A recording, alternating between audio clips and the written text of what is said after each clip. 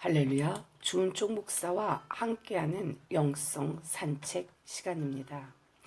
구약시대의 선지자들은 이 땅에 오실 메시아를 증거했으나 세례요한은 이미 오신 메시아를 증거한 사람입니다.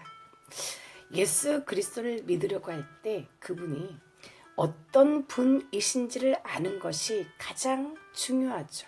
그런데 세례요한은 예수 그리스도를 향해 세상 죄를 지고 가는 하나님의 어린 양, 그리고 하나님의 아들, 이 두 가지 사실을 분명하게 증거했죠. 당신이 확실하게 아는, 당신이 체험한 예수님은 어떤 분인가요? 당신은 예수님에 관하여 무엇이라고 증언을 할 수가 있습니까? 다 같이 요한복음 1장 9절 말씀 읽습니다. 유대인들이 예루살렘에서 제사장들과 레위인들을 요한에게 보내요. 네가 누구냐 물을 때 요한의 증언이 이러하니라. 본문에 유대인들이 예루살렘에서 제사장들과 레위인들을 요한에게 보냈다라고 하였습니다. 요한복음에는 다른 복음서나 바울 서신보다도 유대인이라는 말이 많이 나옵니다. 70번 이상 나오죠. 유대인은 원래 유다의 지파를 가리키고 남과 북이 갈라졌을 적 남쪽 사람들 유다와 베냐민 지파를 가리켜 유대인이라고 통칭하였죠. 포로기 이후에는 이스라엘 전체를 유대인이라고 불렀습니다. 신약시대에 와서 이 낱말은 두 가지 뜻으로 사용되었죠. 일반 유대 시민을 가리키는 의미와 유대인의 집권자인 70인 공회원을 가리키는 의미를 지녔습니다. 요한복음에서 유대인이라 나타나는 것은 대개 유대인 집권자들을 가리키죠. 그들은 한마디로 예수님의 대적자들이었습니다. 사람들은 온 땅에 평화를 가져올 메시아를 대망하였죠. 어떠한 사람들은 불의한 세상을 의로 다스릴 메시아가 오실 것을 기대하였습니다.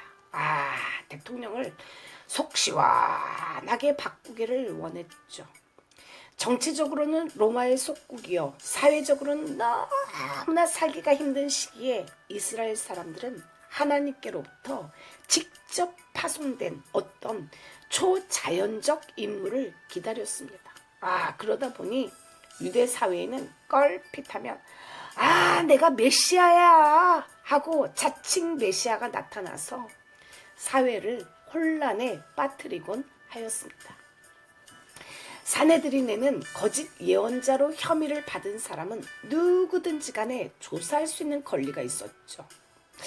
세례 요한에게 수천의 사람들이 모여들고 그의 설교를 들을 때 사내들인에서 파견된 무리가 세례 요한에게 와서 물었습니다.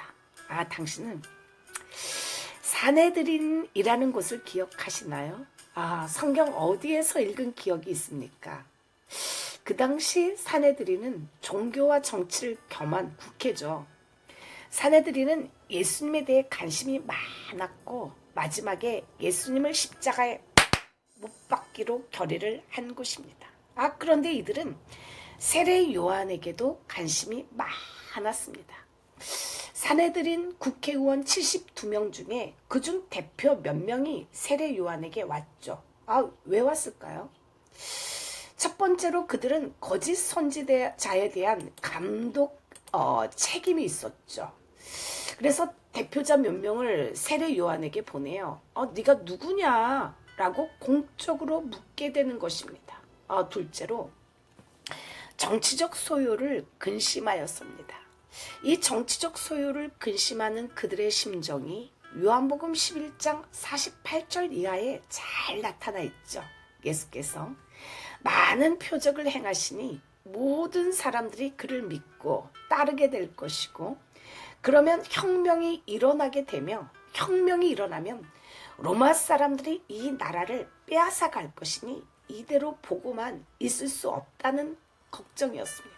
그래서 그들은 예수가 의인인지 죄인인지는 잘 모르겠지만 까짓거 한 사람을 죽여서 정치적 소유를 막겠다고 했죠. 세 번째로 그들의 당연한 의무로서 진짜 메시아를 기다리는 생각으로 세례 요한에게 물었습니다. 어딘가 좀 특별한 면이 세례 요한에게 있어서 성경에서 예언한 그 메시아가 아닌가 하는 그것이 그들의 최대 관심사였죠. 세례 요한으로 말하면 제사장 사가랴의 아들이었습니다. 유대교에 있어서 제사장을 위한 유일한 자격은 혈통이죠. 누구든지 아론의 자손이 아니고는 어떠한 일이 있어도 제사장이 될 수가 없었습니다. 그런데 이 세례 요한은 사실상 제사장이어야 할 터인데 왜 이런 비상식적인 처신을 하고 있는지 강야에서 살며 메뚜기와 석청을 먹고 마치 지하철에서 예수 천국 불신 지옥 하고 뭐 이러는 거 있잖아요. 근데 이것보다 더 1000만 배는 센 뭔가 아주 비범하고 특별한 것이 있었습니다. 서기관과 바리사인들에게조차 야 이 독사의 자식들아 누가 너희에게 다가올 심판을 피하라고 하더냐 하며 서심없는 독서를 날렸죠. 대중들은 카타르시스를 제대로 느꼈습니다. 속이 그냥 빵 뚫리고 시원하였죠. 그 당시 세례 요한의 명성이 막 높아감에 따라 많은 사람들이 그를 메시아로 알고 있었죠. 그래서 유대인들이 그 사실 여부를 알기 위해서 그들을 요한에게 보냈습니다. 예수님의 시대는 문자 그대로 격동의 시대잖아요. 그러므로 세례 요한에게 와서 그가 메시아인지 아닌지를 묻는 것은 당연한 일이었습니다. 그들은 제일 먼저 네가 메시아냐? 라고 물었죠. 예수님께서 재판을 받으실 때 제사장 가야바도 네가 메시아냐? 라고 물었고 빌라도도 예수께 네가 유대인의 왕이냐? 하고 물었죠. 빌라도는 예수가 유대인의 왕이라고 하면 죽일 것이고 아니라고 하면 놓아줄 심산이었습니다. 이것은 자기중심적이고 자기 욕구에 의한 재판이었죠. 인간들은 거의가 다 그런 모양의 못된 인간성을 가지고 있습니다. 그들은 세례 요한에게도 똑같은 질문을 합니다. 네가 누구냐? 이 시간의 찬양 주 사랑이 나를 숨쉬게 해 라는 찬양 한 곡 올려드립니다.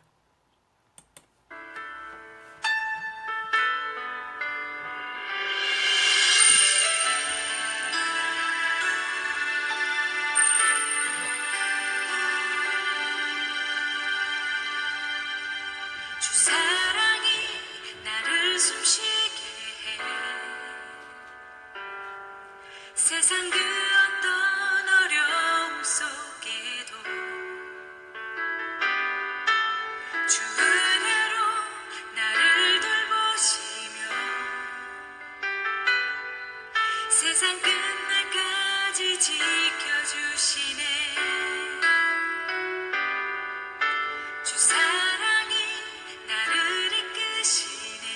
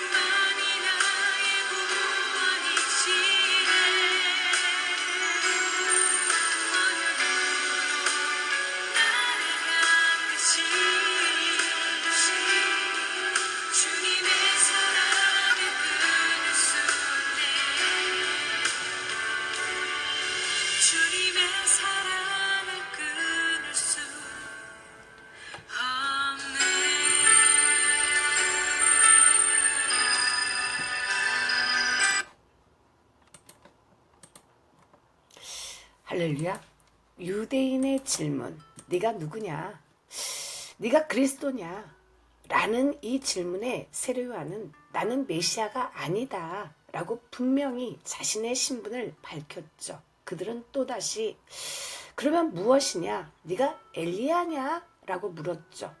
메시아가 오시기 전에 메시아의 오심을 전하고 세상이 그를 영접하도록 준비하기 위하여 엘리야가 오리라는 것이 일반적인 유대인들의 생각이었습니다. 세례 요한은 나는 그리스도가 아니다. 엘리야도 아니고 그 선지자도 아니다. 라고 대답했고 나는 강야의 소리다. 라고 대답했죠. 다 같이 요한복음 1장 20절로 23절 말씀 읽습니다. 요한이 드러내어 말하고 숨기지 아니하니 드러내어 하는 말이 나는 그리스도가 아니라 한데 또 묻되 그러면 누구냐? 네가 엘리야냐? 이르되 나는 아니라. 또 묻되 네가 그 선지자냐? 대답하되 아니라. 또 말하되 누구냐? 우리를 보낸 이들에게 대답하게 하라. 너는 내게 대하여 무엇이라 하느냐? 이르되 나는 선지자 이사야의 말과 같이 주의 길을 곧게 하라고 강야에서 외치는 자의 소리로다 하니라. 옛날 동방의 도로들은 평평하지도 않았고 자갈도 깔려 있지가 않았습니다. 왕이 어느 지방을 행차하게 될 때면 혹은 정복자가 자기의 영토를 지나가려 할 때는 길이 다지고 구부러진 것을 막 피고 곱게 하고 하였죠. 그래서 세례 요한은 나는 아무것도 아니야. 나는 선지자 이사야의 말과 같이 주의 길을 곧게 하라고 강야에서 외치는 자의 소리다 라고 말했습니다. 세례 요한은 한 인간의 소리였죠. 그 당시 사람들은 천둥 번개와 함께 큰 나팔 소리 가운데서 하나님의 음성이 들려오는 것으로 생각했습니다. 그러나 하나님은 엘리야에게 세미한 음성으로 나타나신 것처럼 조용한 인간의 목소리로 하늘의 음성을 들려주셨죠. 하나님은 세례 요한의 입술을 통하여 하나님의 마음속에 있는 생각을 전달하셨습니다. 사람들은 세례 요한을 존경했고 어떤 이들은 그를 선지자로 혹은 메시아로 보기까지 했습니다. 중요한 것은 이렇게 칭찬을 받고 존경을 받게 되면 자기를 잃어버리기가 쉽습니다. 인기가 하늘을 찌르는데요. 지나치게 굴욕을 당하거나 멸시천대를 받아도 자기를 잃어버리게 되지만 많은 사람으로부터 존경을 받아도 자신을 잃어버릴 수가 있습니다. 그럼에도 불구하고 세례 요한은 끝까지 나는 강야의 소리다. 그분의 신들매 풀기도 감당치 못하겠다라고 자기 위치를 지켰죠. 신들매를 풀기도 감당할 수 없다라는 말은 현재 우리의 상황에서는 이해하기가 어렵지만 2000년 전으로 돌아가 보면 그 당시에는 노예제도가 있어서 주인이 신을 신고 벗을 때마다 종들이 신들매를 풀었습니다. 운동화 끈을 그냥 묶고 풀어주고 많은 사람들이 요한을 메시아인 줄 잘못 알고 그를 따랐지만 그는 자기됨의 위치를 잃어버리지 않았죠. 세례 요한은 자신을 주님의 신들매도 풀기에 적합하지 않을 정도로 부족하다고 하였습니다. 그분은 흥하여 하고 나는 쎄하여야 하리라. 정말 훌륭한 세례 요한의 자세죠. 요즘 제 몇 년 동안 사역지가 없는 목회자들을 정말 셀 수 없이 많이 봅니다. 그분들과 대화를 하다 보면 자신은 목회자이기에 남 밑에서는 절대로 사역을 할 수가 없다고 하죠. 꼭 자신이 목회를 해야 한다고 합니다. 그러면서 세월만 가죠. 이른이 넘어도 길이 열리지가 않습니다. 그러다가 방 안에서 혼자서 예배를 드리다가 하늘나라로 갑니다. 뭐 가깝을 때는 이 교회 저 교회도 한 번씩 가보죠. 제게는 잊을 수가 없는 톡이 하나가 있습니다. 바로 박정선 지사님이 보내주신 톡입니다. 이분이 병원에서 수술을 받고 나서 이러한 말씀을 하셨습니다. 어제 낮에 2시가 지나서 퇴원 수속을 밟고 은퇴 목사님께서 차를 가지고 와서 저희 집까지 데려다 주셨어요. 고마운 분입니다. 처음엔 저를 휠체어 타는 저를 보고 안쓰럽게 생각하시다가 교회에 오고 갈 때 차량으로 몇 번 태워주셨는데 제가 너무 미안해서 다른 분도 태워주셨으면 좋겠습니다. 라는 말씀을 들으시더니 그분이 우리 교회 옆에 개척교회 목사님이셨는데 그분 교회는 교인 수가 10명 정도 되었다고 합니다. 근데 그 교회를 내려놓고 저희 교회에 등록하셔서 차량 봉사를 하신다고 합니다. 그분의 아내와 엄마도 목사님이에요. 어머니 목사님께서 우리 교회 가족이 되었어요. 하나님 아버지와 함께 있으니 수술실에 있어도 두렵고 떨리는 마음이 전혀 들지가 않았습니다. 모든 분께 감사드리고 강권적으로 붙들어 주시는 하나님 아버지께 감사기도 드립니다. 요한의 위대함이 여기에 있죠. 요한은 예수 그리스도를 드러내기 위하여 자신을 아주 말살해 버린, 죽여버린, 자신을 묻어버린 사람의 본보기가 된 것이죠. 70살이 넘어서도 목회자로서 살아간다고 방 안에서 홀로 기도를 하면서 인생을 마감하는 사람이 있는가 하면 어떤 사람은 70살이 훨씬 넘었는데도 불구하고 자신의 딸뻘, 아들뻘 되는 목회자에게 자존심이 밟히고 싫은 소리를 들어가면서 교회를 살려내기 위해서 정말 묵묵하게 하나의 장작개비가 되어 불쏘시개로 들여지는 사람이 있습니다. 네, 그렇습니다. 그분이야말로 저의 영적인 어머니죠. 하나님이여, 우리 자신은 내려놓고 오직 그리스도만을 기억하도록 우리에게 은혜를 주시옵소서. 나는 그리스도 안에서 온전히 죽고 내 안에 그리스도만 살게 하옵소서. 찬양 난 지극히 작은 자 십자가의 전달자 한 곡 올려드립니다.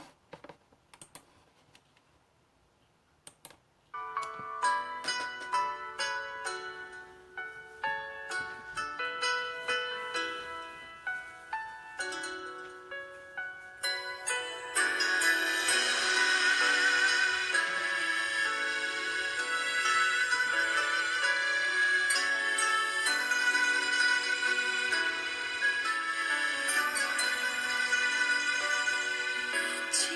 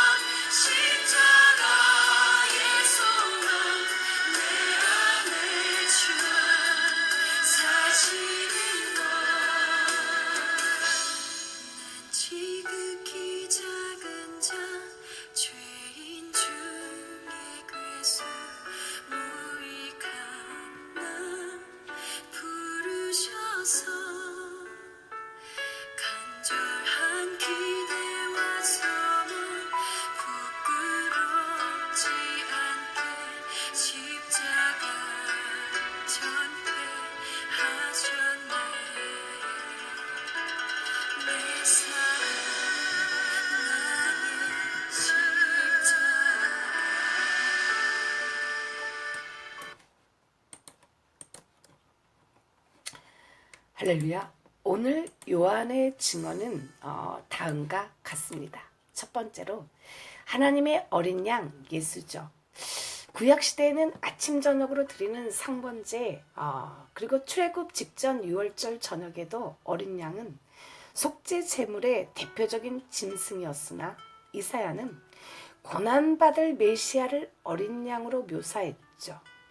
구약의 희생 제물은 사람에 의해 준비되었으므로 한계가 있어서 수도 없이 반복되었으나 하나님의 어린 양 예수 그리스도는 하나님께서 준비하심으로 단 한 번으로 완전하게 속죄의 능력을 가지신 분이었죠. 세례 요한은 이것을 처음부터 이해하고 있었습니다. 하나님의 어린 양이란 말은 실로 놀라운 뜻이 들어있는 말이죠. 요한은 계시록에도 29번이나 사용하였습니다. 이것은 그리스도에 대한 가장 귀중한 명칭 가운데 하나가 되었죠. 이 말씀 속에 그리스도의 사랑, 희생, 순환, 그리고 승리가 집약되어 있습니다. 그러면서 요한은 하나님의 아들이심을 증거하죠. 처음에 자기도 나도 그를 알지 못했다, 예수를 알지 못했다고 말하고 있습니다. 그도 이스라엘 민중과 같이 똑같이 예수를 메시아로 인식하지 못했죠. 예수님을 아는 길은 오직 성령의 역사밖에는 없습니다. 육신적인 지식이나 경험으로는 어떤 사람도 주님을 그리스도로 알 수가 없죠. 중요한 말씀입니다. 다 같이 요한복음 1장 33절 34절 읽습니다. 나도 그를 알지 못하였으나 나를 보내어 물로 세례를 베풀라 하신 그이가 나에게 말씀하시되 성령이 내려서 누구 위에든지 머무는 것을 보거든 그가 곧 성령으로 세례를 베푸는 이인 줄 알라 하셨기에 내가 보고 그가 하나님의 아들이심을 증언하였노라 하니라. 세례 요한이 예수에게 세례를 받으실 때 성령이 비둘기같이 임함을 보았고 나의 사랑하는 아들이라는 하나님의 음성을 들었으므로 확신을 가지고 증언했습니다. 32절입니다. 요한이 또 증언하여 이르되 내가 봄에 성령이 비둘기같이 하늘로부터 내려와서 그의 위에 머물렀더라. 사람은 영적인 존재죠. 하나님의 호흡을 후 하고 넣어주신 거룩한 존재입니다. 그런데 마귀는 이 사실을 부인하게 만들고 단지 육적인 존재로 살라고 유혹하죠. 하와는 영적인 존재로 지음을 받았으면서도 영안을 사용하지 않았습니다. 영안이 닫히니 하나님이 보이지 않았고 사랑하는 남편도 보이지 않았죠. 자기 자신에게 집중되면서 육신의 정욕과 안목의 정욕과 이생의 자랑을 추구하게 되었습니다. 결국은 남편도 죽게 만들고 자신도 죽었고 하나님에게서 멀어졌고 하나님이 주신 특별한 선물도 다 빼앗겼습니다. 영안이 닫히면 어리석은 선택을 반복해서 하게 되죠. 평강도 지혜도 부족하고 게하시처럼 하나님의 군대를 보지 못하고 두려워합니다. 그러나 영안이 열리면 자신을 호위하는 천군을 보며 평강을 누리죠. 가난과 안 좋은 상황 가운데서도 함께 하시는 전능하신 하나님을 신뢰하기에 평강을 누릴 수가 있습니다. 세례 요한은 예수님을 세상죄를 지고 가는 하나님의 어린 양 그리고 하나님의 아들로 증거했죠. 처음에는 알지 못하다가 성령의 조명을 통해 감동을 받았기에 영안이 열렸습니다. 오늘 우리에게도 꼭 필요로 하는 영적 경험이죠. 미국 장로교회 목사이며 신학교 교수였던 아주 유명한 찰스 피니 목사님은 자신의 성령 세례의 체험을 이렇게 고백했습니다.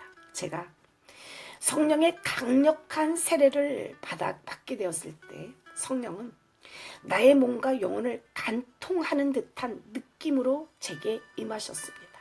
그것은 꼭 온 몸이 전기에 감전되어 간통되는 듯한 느낌이었죠. 사실상 그것은 파도치는 듯한 곧 사랑이 막힘없이 나의 속으로 흘러 들어오는 듯한 인상이었습니다. 그 체험을 이것 외에 다른 방법으로 도저히 설명할 길이 없었습니다. 저는 기쁨과 사랑에 충만하여 감격의 눈물까지 흘렸죠. 자세히 알 수는 없지만 분명히 말할 수 있는 것은 문자 그대로 내 가슴 속에서 말로 설명할 수 없는 그 무엇인가가 스스로 용솟음쳐 나오는 대로 외쳤다는 것입니다. 지금 이 순간에 당신의 어두웠던 영안이 다시 열려서 하나님의 일을 볼 수 있기를 축복합니다. 당신의 마음과 영혼과 육신이 성령께 완전히 사로잡히고 성령 충만으로 가득한 기름 부음이 넘치기를 간절하게 소원합니다.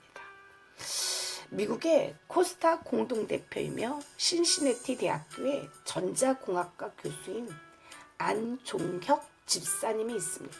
이분은 미국에서 주목받고 있는 과학자며 교수님이신데 청년 유학생들에게 복음을 전하고 있는 복음 증거자이기도 하죠. 이분은 아주 찢어지게 가난하고 어려운 집에서 태어나서 자라다가 어머니가 28에 홀로 되었습니다. 그러니 참 그 삶이 얼마나 궁핍하고 힘들었는지 방직 공장에 나가서 일을 하며 청년 시절을 보냈죠. 그 절망의 시기에 어머니가 늘 아들을 위해서 기도하면서 예수님 잘 믿어. 예수님 잘 붙들어. 예수를 믿으면 마음이 평안하다. 그리고 그분께 다 맡겨. 그러면 그가 일하셔. 라고 늘 권면했죠. 어머니의 권면과 기도에 힘입어서 그가 믿음으로 일어납니다. 어느 날 성경을 읽다가 마태복음 11장 28절 말씀을 읽게 되죠. 수고하고 무거운 짐진 자들아 다 내게로 오라. 내가 너희를 쉬게 하리라.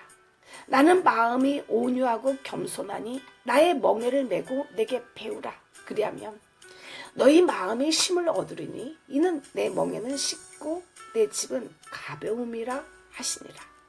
그때의 심경을 이렇게 고백합니다. 말씀을 읽을수록 눈물이 나고 무거운 인생의 짐을 예수님께 맡기고 싶어졌습니다. 서서히 짐을 내려놓으니 평안히 저를 감싸기 시작했습니다. 저의 짐은 물론이고 멍에까지 메고 앞장서시는 주님 앞에서 나는 서서히 무너지고 있었습니다. 그 많은 어려움, 그 환난을 통과하고 또 미국에 가서 박사 과정 그 자격 시험이라는 게 있죠. 그것을 통과하는 데만도 4번이나 시험에 떨어졌습니다. 떨어지고 또 떨어지고 좌절하고 또 좌절하고 무기력하고 그런데 결국은 마지막에 그가 모든 과정을 잘 마치고 대학 교수로 하나님께서 세워주셨죠. 그분은 이렇게 고백했습니다. 방직 공장의 전기공이었던 제가 하나님의 은혜로 미국 주립대학의 전자공학과 교수가 된 것은 하나님의 계획과 간섭이 아니고는 설명할 길이 없습니다. 영안이 열리면 만나야 할 사람과 만나지 말아야 할 사람이 구분이 되죠. 영안이 열리면 해야 할 일과 하지 말아야 될 일을 구분하게 됩니다. 영안이 열리면 돈을 사용함에 있어서도 시간을 사용함에 있어서도 분별력이 생깁니다. 사람들은요, 남들에 관해 안 좋은 말 하기를 참 좋아합니다. 별미예요. 만나면 끼리끼리 만나면 또 그 사람 얘기 또 사자의 이빨에서 안주거리를 삼으며 마구 씹어대죠. 그 사람 어때? 아직도 그러고 있어? 거기는 절대로 사람들이 모이지가 않아. 교회가 안 돼. 그 사람 인생은 절대 안 열려. 내 손에 장을 지진다. 그런 사람들하고는 연락도 하지 마시고 끊어내십시오. 다윗이 결단합니다. 주께서 내 원수들에게 등을 내게로 향하게 하시고 나를 미워하는 자들을 내가 끊어버리게 하셨나이다. 당신에 대해서 안 된다고 하는 사람들의 기대에서 벗어나십시오. 무기력에서 일어나세요. 하나님은 반드시 당신의 인생을 여십니다. 주께서 나를 백성의 다툼에서 건지시고 여러 민족의 으뜸으로 삼으셨으니 내가 알지 못하는 백성이 나를 섬기리이다. 그들이 내 소문을 들은 즉시로 내게 청종하며 이방인들이 내게 복종하리로다. 할렐루야! 주의 사자가 길이 없고 갇혀있는 당신에게 말씀하십니다. 사랑하는 자야, 무기력과 좌절, 우울에서 급히 일어나라. 급히 일어나라. 하니 쇠사슬이 그 손에서 벗어집니다. 천사가 당신을 이끌고 첫째 파수와 둘째 파수를 지나 그동안에 그토록 열리지 않았던 쇠문이 저절로 열립니다. 그리고 당신의 입에서 내가 이제야 참으로 주께서 그의 천사를 보내어 나를 모든 사람의 유대 백성의 모든 기대에서 벗어나게 하신 줄 알겠노라. 사도행전 12장 7절로 11절입니다. 호련히 주의 사자가 나타나매 옥중에 강채가 빛나며 또 베드로의 옆구리를 쳐 깨워 이르되 급히 일어나라 하니 쇠사슬이 그 손에서 벗어지더라. 천사가 이르되 띠를 띠고 신을 신으라 하거늘 베드로가 그대로 하니 천사가 또 이르되 겉옷을 입고 따라오라 하는데 베드로가 나와서 따라갈세. 천사가 하는 것이 생시인 줄 알지 못하고 환상을 보는가 하니라. 이에 첫째와 둘째 파수를 지나 시내로 통한 쇠문에 이르니 문이 저절로 열리는지라. 나와서 한 거리를 지나매 천사가 곧 떠나더라.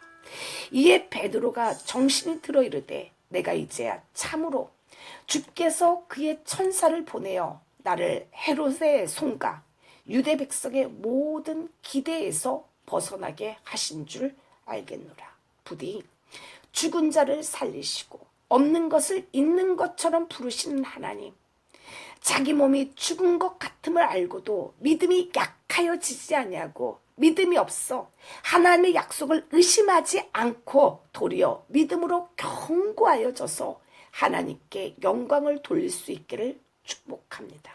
죽은 자 가운데서 나의 인생을 다시 살리신 그 분을 증언할 수 있기를 기도합니다. 세례 요한처럼 영안이 열려서 당신의 삶 역시 당신의 삶에서 역사하시는 예수를 발견하시기를 축복드립니다. 주님, 나의 눈을 열어 당신을 보게 하시고 당신의 뜻을 알게 하소서. 그리하여 나도 하나님과 함께 독수리처럼 날아오르게 하옵소서. 세례 요한처럼 당신만을 나타내고 당신만을 증거하는 인생이 되게 하옵소서. 당신의 명예를 걸고 나를 의의 길로 생명의 길로 인도하옵소서. 예수 이름으로 기도를 올려 드립니다. 아멘. 이 시간의 마지막으로 주가 보이신 생명의 길, 나 주님과 함께 상한 마음을 드리며 주님 앞에 나아가리 마지막으로 올려 드립니다.